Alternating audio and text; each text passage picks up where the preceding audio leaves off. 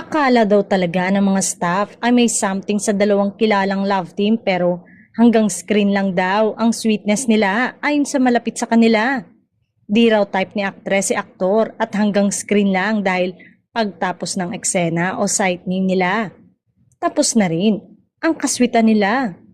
Hindi rin daw talaga bet ng aktor ang kanyang ka-love team. Sa isang showbiz event ay spotted ang magka-love team na ito backstage kaya malaya silang nag-uusap. Marami daw ang nakakasaksi na talagang trabaho lang ang ginagawa nila.